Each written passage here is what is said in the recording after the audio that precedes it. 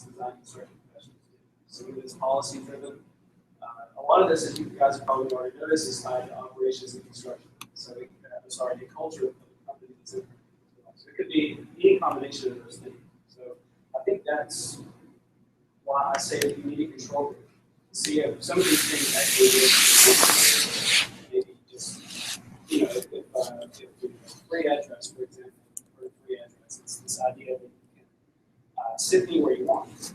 But if people are really attached to their cubicle, and this is my picture of my kids, and this is my water bottle, and my books are here, and I know me, I store half my stuff, and my spouse won't let me have it home at my desk, because it's space, it's mine. I'm going to hang on to that. So there could be any number of reasons why.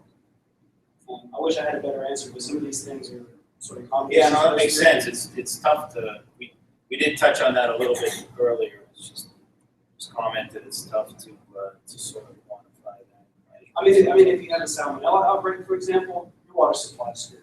So some of them are kind of cut and dry. You know what I mean? That's a maintenance issue. So some of the cultural things I think are a little bit tougher because this is not just it's not just change management within the building or within the specific project. I mean, it's sort of this idea of opening up transparency and openness into companies across and changing up the way that we do business as a society.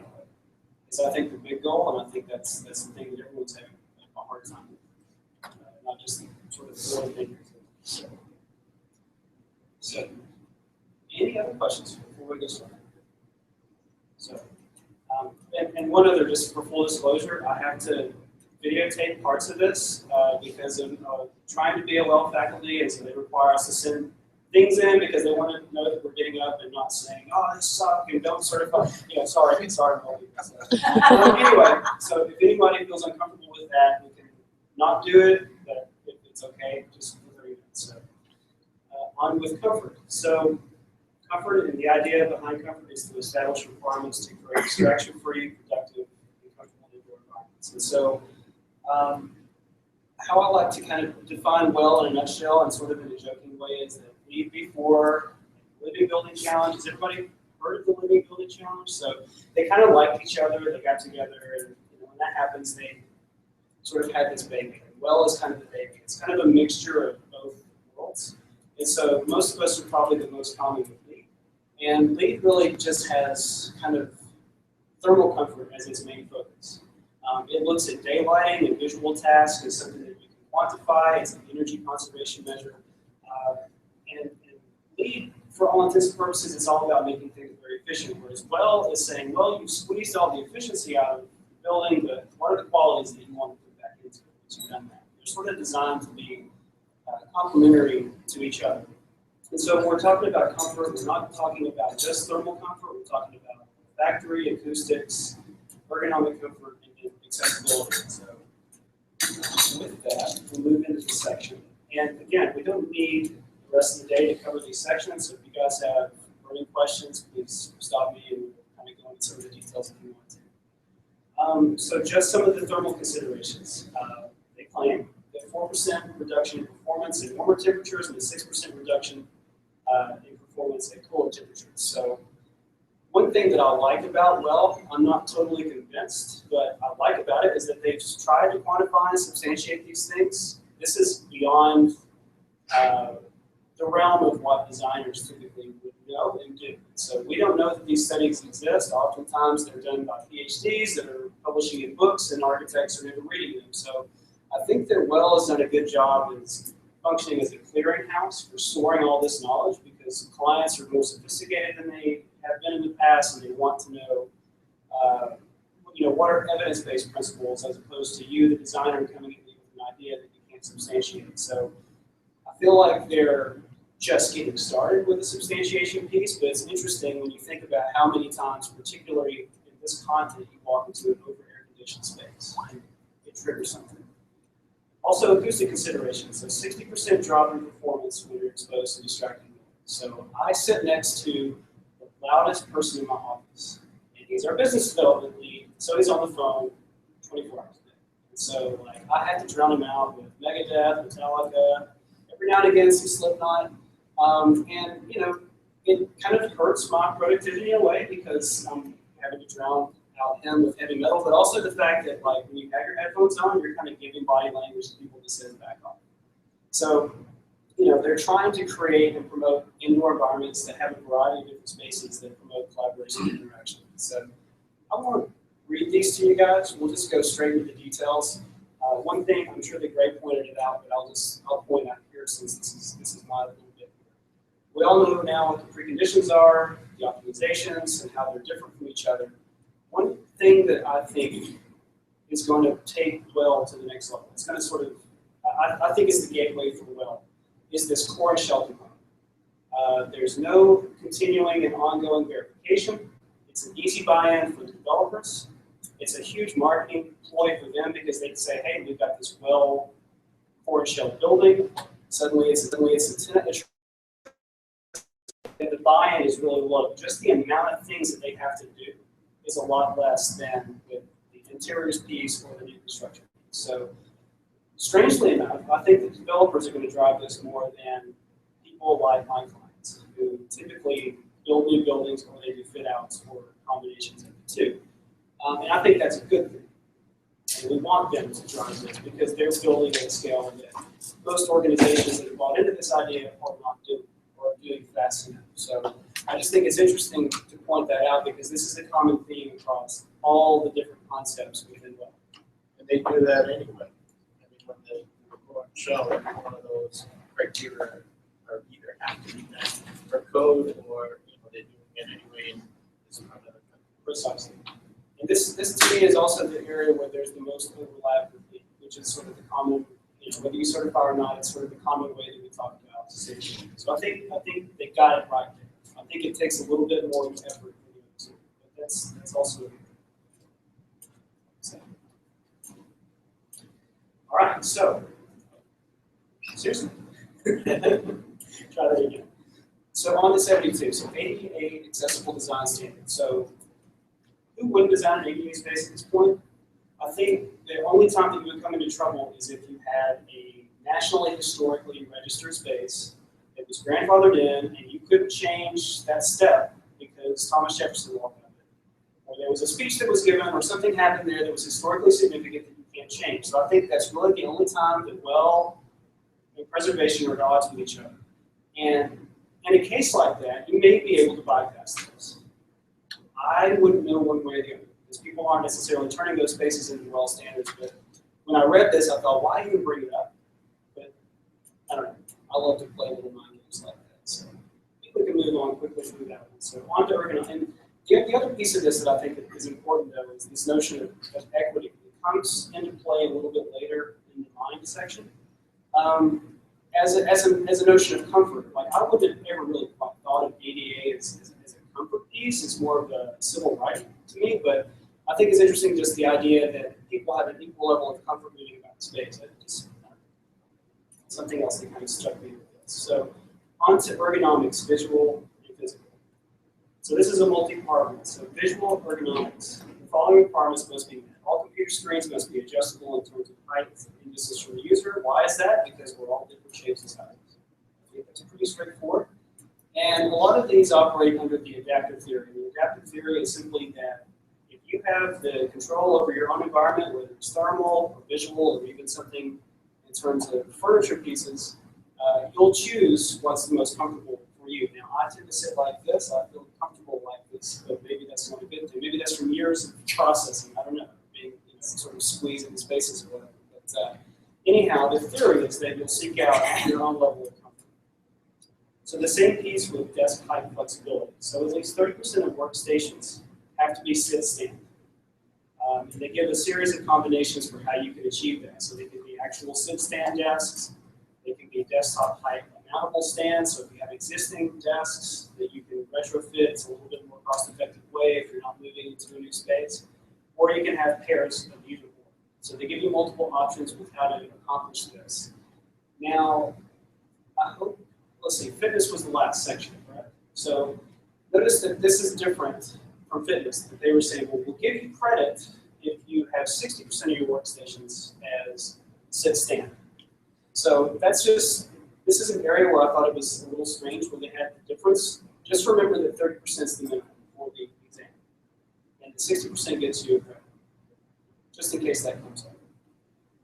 And then part 3, seating flexibility. So employee furnishings must be adjustable in the following ways. So workstation chair heights must be adjustable, and also the seat depth must be adjustable in conjunction with this HFES 100 standard for BIFMA G1. Always just remember BIFMA because BIFMA is furniture, and for me that was the easiest way to remember this for the exam. Exterior noise intrusion. So one thing that Well is doing that other building standards don't is they're really forcing this notion of integrated design. And not only integrated design, but expanding the scope beyond what is a typical project, and also creating the impetus for bringing in others, such as an acoustician. So I wouldn't know where to begin with this one, because this one seems very simple. Limit the average sound pressure level from the outside noise intrusion does not exceed 50 decibels.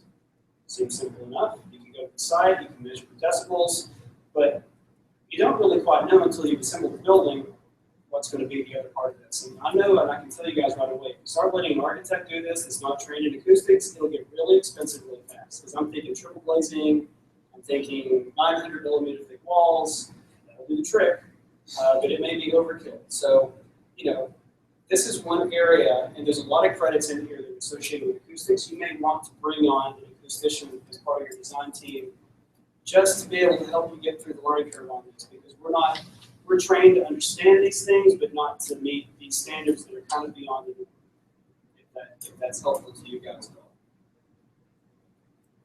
And then there's internally generated noise as well. So part 1 is creating an acoustic plan to develop loud and quiet zones, and also to identify noisy equipment within the space. So this is just so that during the integrated design process, you get the teams thinking about how do we create a variety of spaces for that, so that me sitting next to the business development manager, and I'm a little bit of an introvert, at least in my professional life, that, they have to be able to work side by side and be productive throughout the day. So maybe that requires them moving, maybe that requires, phone calls being taken in a certain zone, however it is that you define it. Also, let's just take a pause. Boy, listen to this CFM. Boy, that's something. Just like NASCAR going on constantly.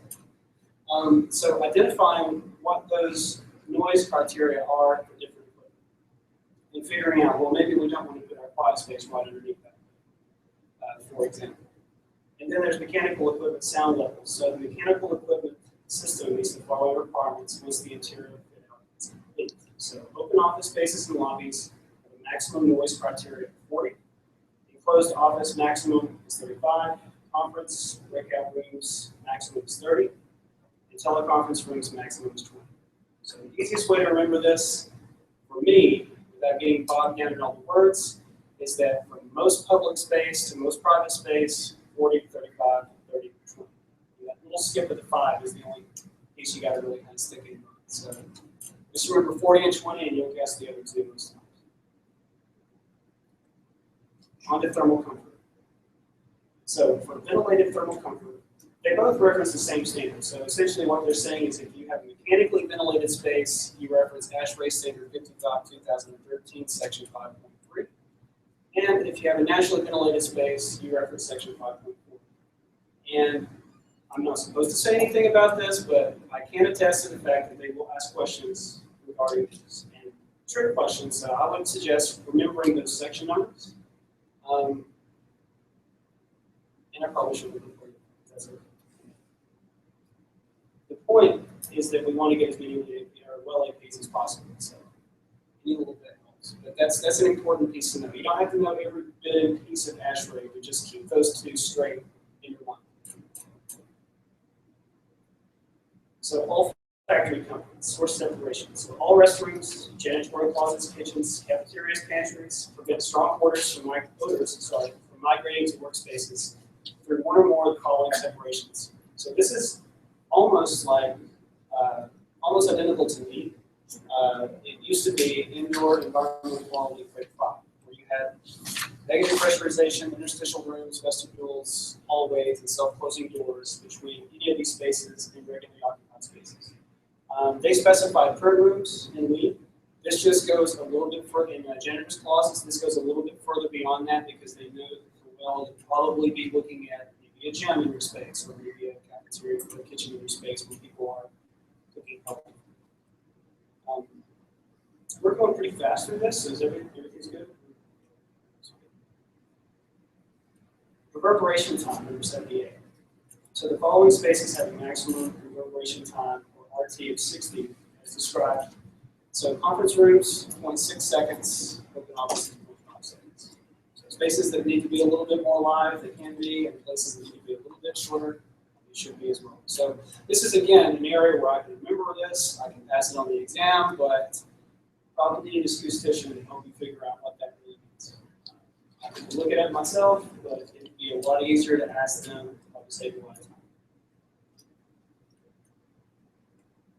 And then sound masking. So all open office workspace is required to use a sound masking system of some sort. And then if sound masking is used in other areas, such as in closed offices, they give you these ranges. So they tell you have to use it in open offices. The range is 45 to 48 decibels. And then if you choose to use it in a closed office, 40 to 42 decibels as well. So that's kind of the range. And then sound reducing surfaces. So this one's a little bit complicated if I remember. There's a lot of parts in this one. So the following spaces, if present, so you don't have to have a ceiling, but if you do, and this is just some more if then logic behind it. So one area of well that I find a little bit daunting is how do you create a score? Because there's so much of trying to figure out what's going to be in the project, what do you even apply for, and there's this calculation for how you achieve a score in well. It's based on what's applicable to your project. A lot of these things you won't know at the very beginning. So it's going to be a living document. It's not going to be like a lead scorecard where you can look at it within 3 minutes and you can know a lot about your work plan for your project. Because there's, who's going to know during schematic design if you're going to have ceilings in a space? Maybe you do, maybe you don't. So if you do have an open office space, you have to have a minimum noise reduction coefficient of 0.9 for the entire surface of the ceiling, excluding any imperviances. So lights, skylights, diffusers, and grills. So whatever that area would be, we're going to worry about that in this room. But if we did, whatever the area minus the lighting and diffusers and all that, 100% of the area has to have an MRC of 0.9. The conference and teleconference rooms of 0.8 for at least half the surface area, excluding any of those imperviances. So at the end of the day, this is just sort of the geometrical calculation and the specification of the right type of acoustic ceilings. With the walls, if you have walls in your space, so this would, maybe it would or maybe it wouldn't. I imagine in a new construction, you would have walls, maybe in a fit out.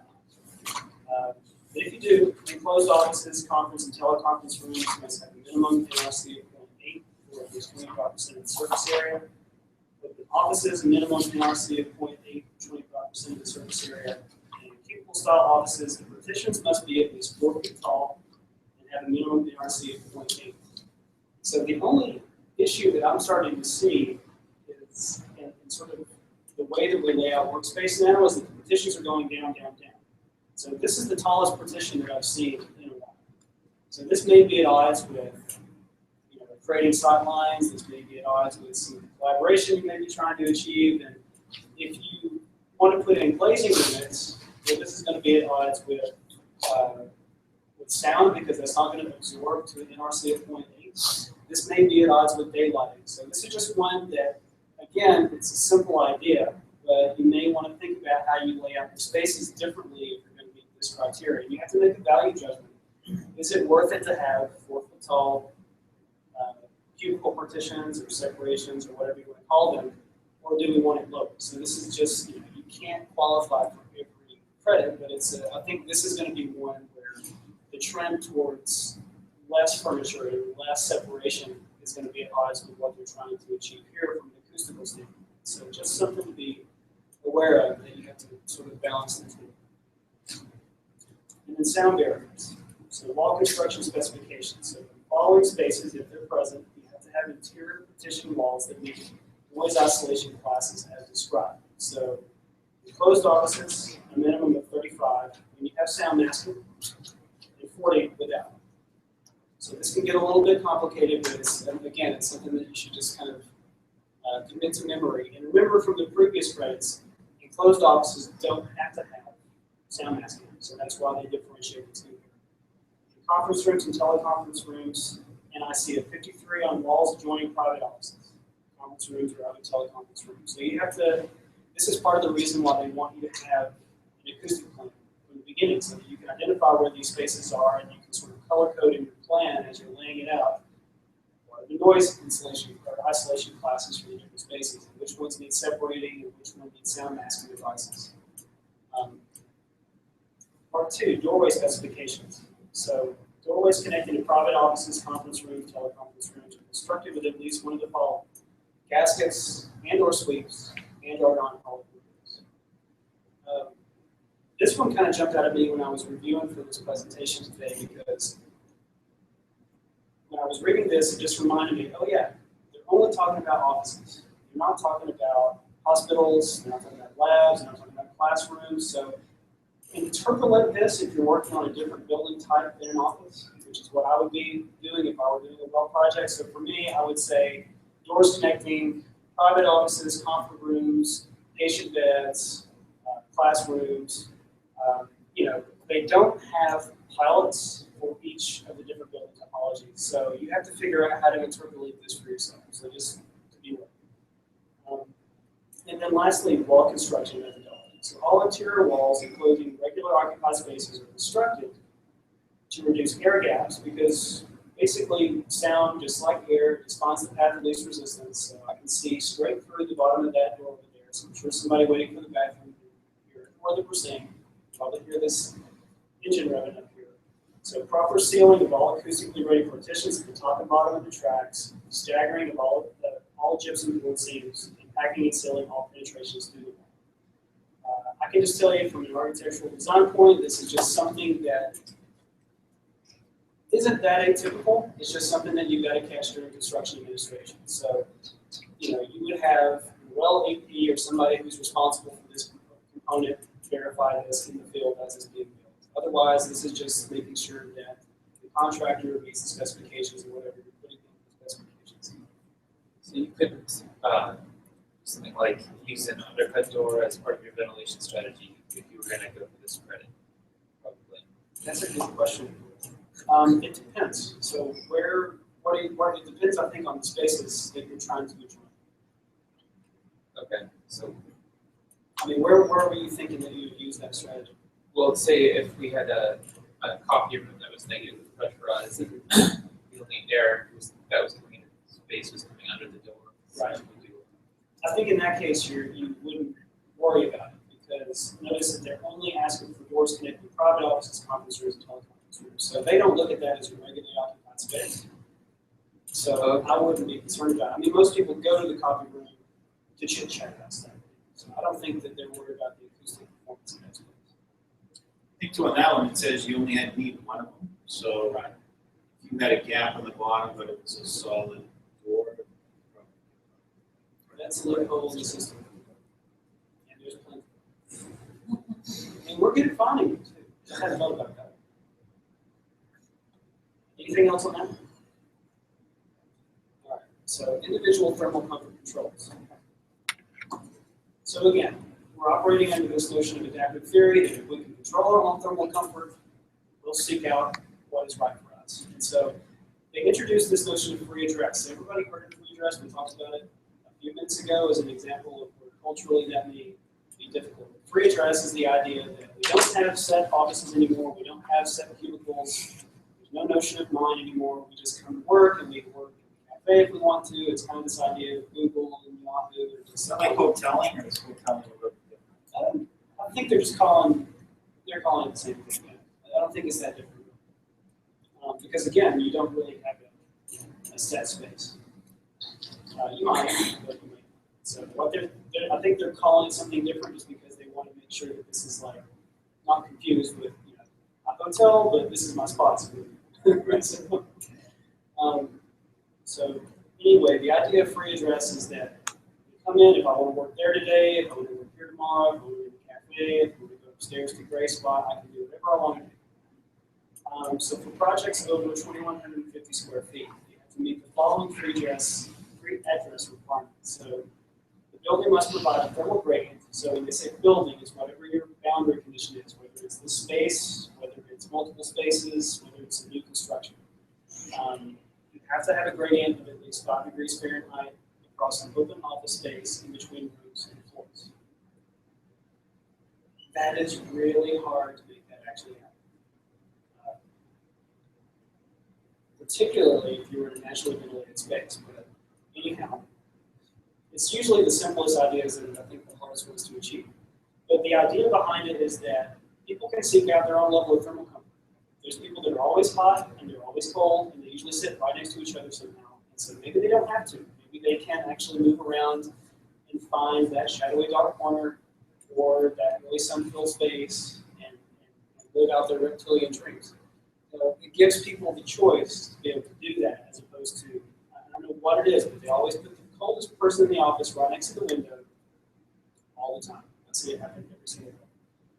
And then all open office spaces with occupants performing tasks that require similar workstations allow for at least 50% free address. So just remember that 50% free address is the minimum for this one, so that they can work within this thermal gradient from floor to floor, from space to space, to figure out their own level of idealized comfort. And then part 2 is personal thermal comfort devices. So the following condition is met in spaces with 10 or more workstations in the same heating or cooling zone. Employees have access to personal thermal comfort devices such as fans, but no space heaters. Now, I don't know how often you see fans because we tend to over air condition all buildings all the time. But I see space heaters all the time. And my personal favorite as a sustainability person is space heaters in the summer. I love that. I don't even Right under the thermostat. Right under the thermostat. The fans are used though. Right. Some people feel like it's too dramatic. And again, this is a policy issue, and this is part of the reason why they have the performance verification, because, with me, there's no mention of this. It's a process load that may or may not happen. You don't really quantify it. It's an open dream. But when you walk around and the building's uncomfortable and people have 15 of these things and they wonder why their bills are so high, that's part of the reason why they have the performance verification. Now, who's to say that they don't just say, okay, let's move those away for a week? But the idea is that you buy into this and you culturally make this part of who you are and what you do. That and the fact that you have some sort of a mechanism for people to come and say, listen, I'm freezing. You got to do something for me. I don't know if it's just a sweater and maybe some wool socks, but maybe that's the solution. And then radiant thermal comfort. So this highly depends on what systems that you're using. I haven't been in a building in Boston that uses this type of system. So this, for me, is more of a new construction component than it is for a fit-out space, at least in our ecosystem. So all lobbies and other common spaces meet the requirements set forth in the ASHRAE Standard 55/2013 for thermal comfort. So we talked about that standard. It references it again here later in the chapter, and they're saying that you meet that standard for these types of spaces either through hydronic radiant heating and cooling systems or through electric radiant systems. The main reason why they're doing that is this is one of those areas where a type of system like this is much more low energy. It would probably be considered a healthier system because air is not the medium by which you deliver thermal comfort, and it's also delivering the thermal comfort directly to the entity that is trying to make comfort, as opposed to the air doing it. So it's interesting to me that this is a health issue. And I haven't quite seen the correlation between this because in my mind this is an energy conservation measure. But maybe it is a healthier system as well because you can have lower ventilation rates, there's less things to track. I don't know. I haven't seen the evidence to substantiate it one way or the other. So I'd be curious if anybody had any insight on that. And then part 2. For offices and regularly occupied in all offices and other regularly occupied spaces, the ASHRAE Standard 55/2013 for thermal comfort, again, through electric radiant systems or hydronic radiant heating systems. So they're clearly favoring certain types of systems with well. Earlier in air, they talk a lot about direct outdoor air systems and what you would do, and there's credits associated with using them. So there are certain underfloor air distribution systems as well. There's no optimization, and let's say credit associated with that. So there are certain systems that I think are more exploitative of wells' desire to be like leak and to reduce energy as well as promote. I think that's it for session 7. So does anybody have any questions on comfort? So as you can see, this is as much an operations issue as it is a design construction issue and sort of a human behavior element. How do we get rid of those basic issues?